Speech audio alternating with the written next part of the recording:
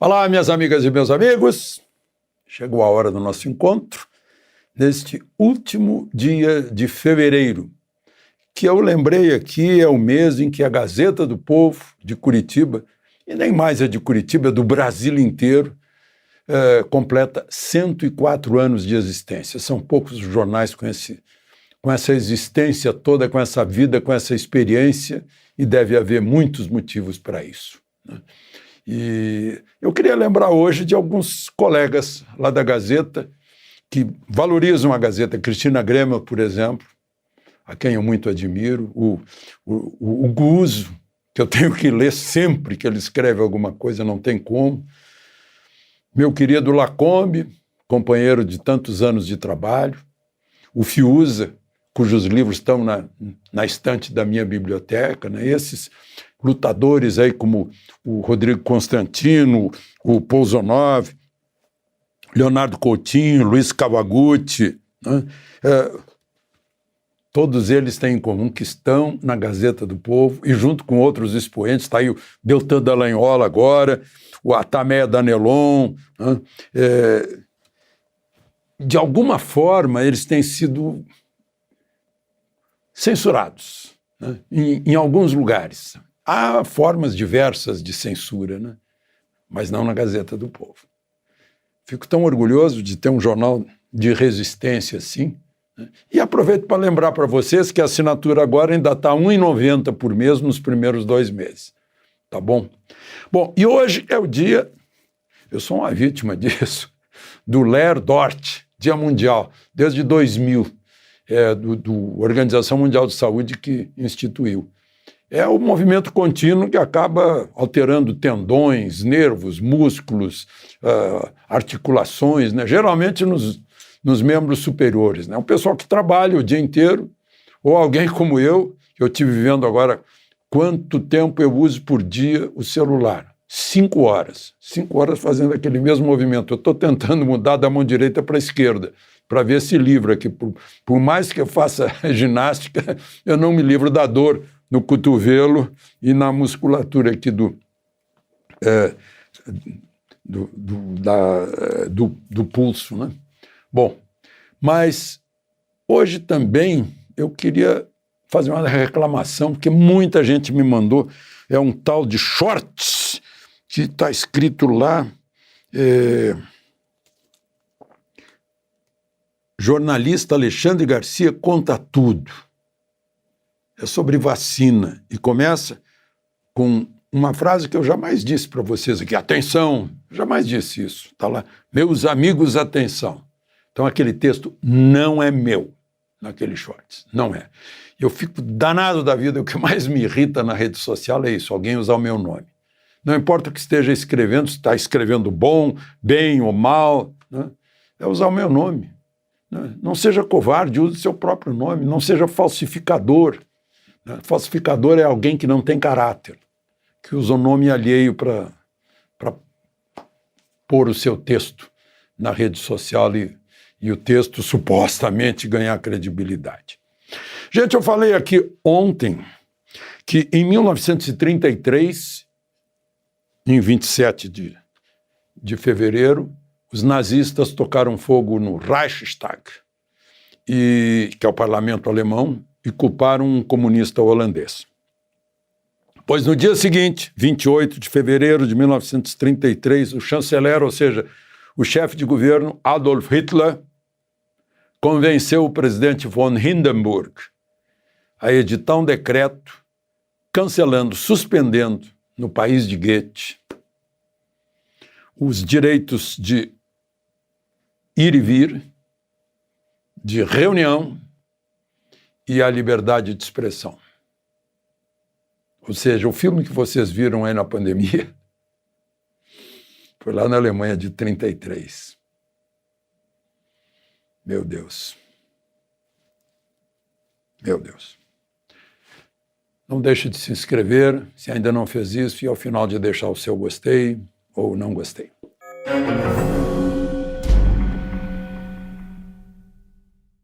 Vamos aos assuntos de hoje.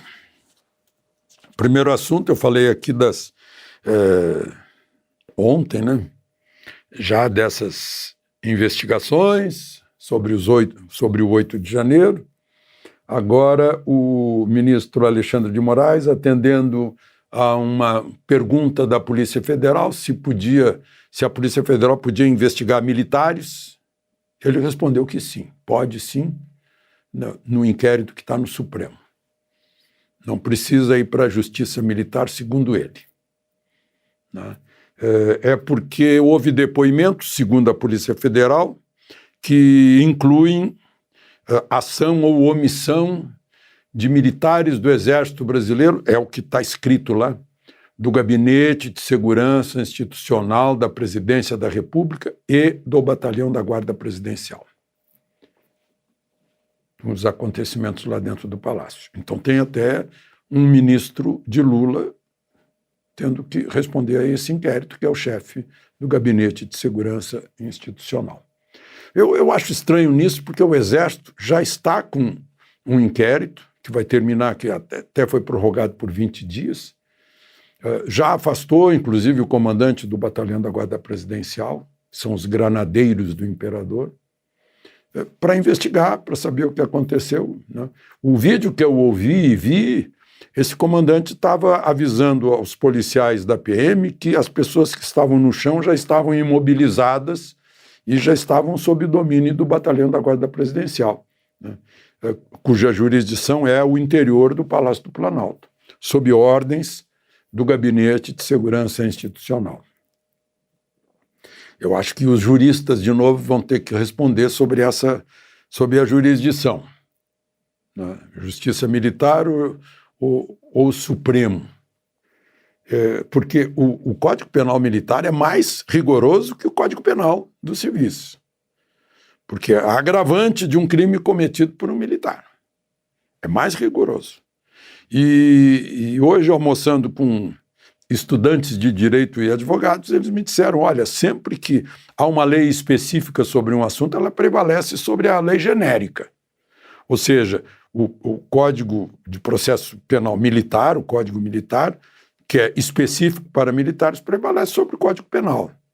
Eles me deram um exemplo até sobre a lei civil, o Código Civil, que existe a lei do inquilinato, e a lei do inquilinato prevalece se houver divergência. Mas, enfim, só para a gente discutir o assunto, né? Isso cabe aos juristas definirem.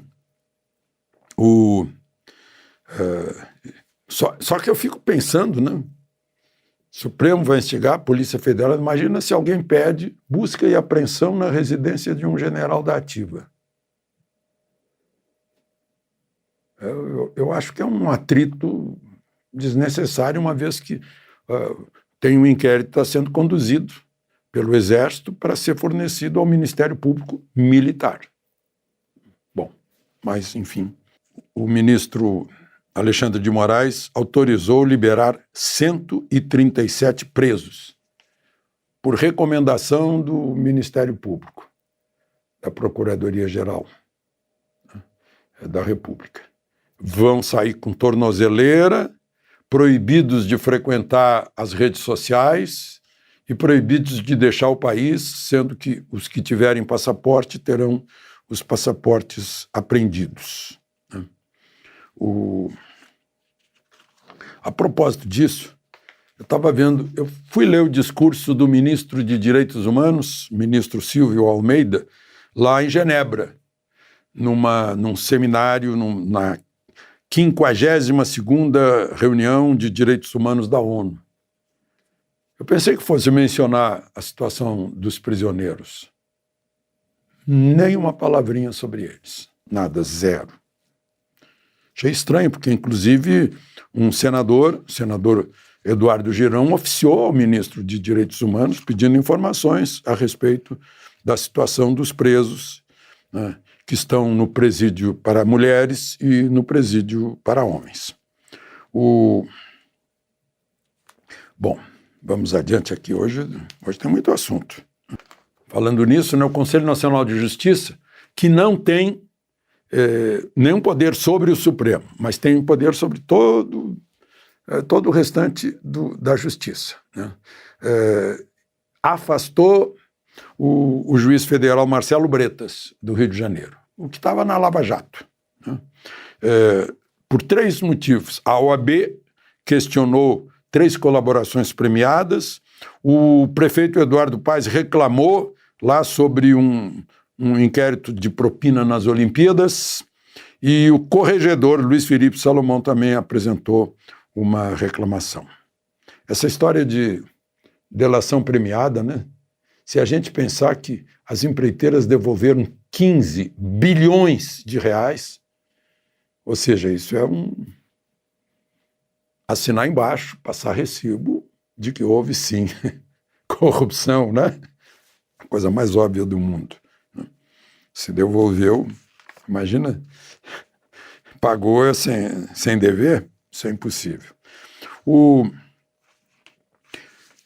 A proposta do Ministério Público Federal do Rio de Janeiro, acho que não entendeu bem o que é o 7 de setembro, me parece. 7 de setembro é, número 1, uma festa cívica, que tem um desfile militar. É a festa histórica da nossa independência. É a data nacional brasileira.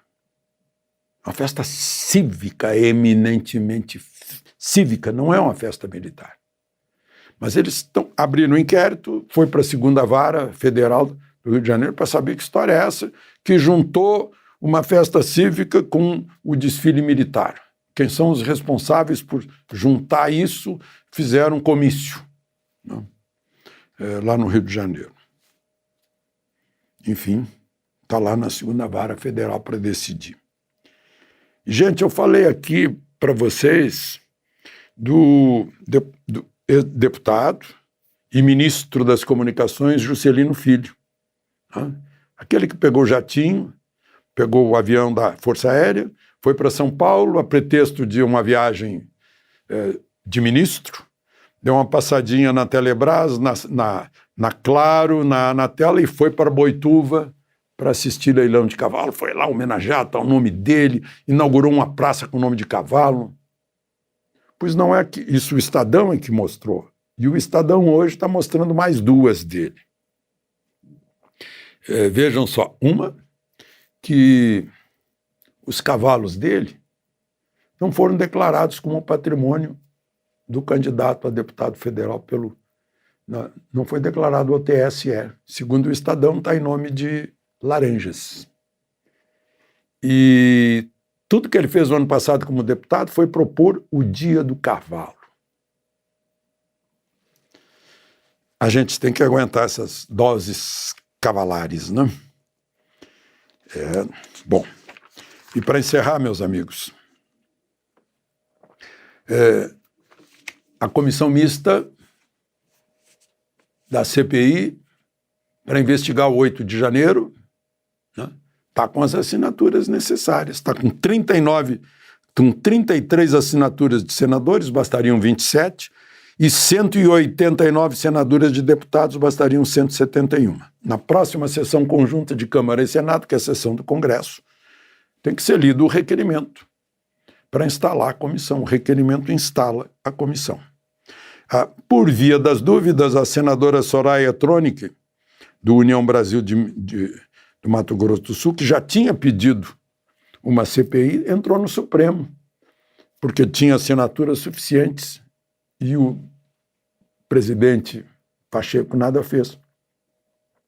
O relator é o ministro Gilmar, que deu 10 dias para o presidente Pacheco explicar. Isso é dar um empurrãozinho, né, em algo que o governo não quer. E por falar em comissão, em CPI, vocês lembram, né, da CPI da Covid? Vocês lembram de uma advogada chamada Bruna Morato, que foi lá depor, falou mal da Prevent Senior, que obrigava os médicos a tratarem uma doença chamada Covid, e que estavam isso e aquilo, e deu entrevista na televisão. Saiu a sentença do juiz da 5ª Vara Civil de São Paulo em favor da Prevent Senior, condenando a advogada por danos morais a pagar R$300 mil. ela vai recorrer, claro. É o que a gente viu na CPI, né? Hoje a gente acha graça se alguém disser para a gente que tem uma doença que não tem tratamento. Mas naquela época era impositivo. Era o Hitler recomendando ao von Hindenburg a baixar um decreto cortando a liberdade de expressão. De Brasília, Alexandre Garcia.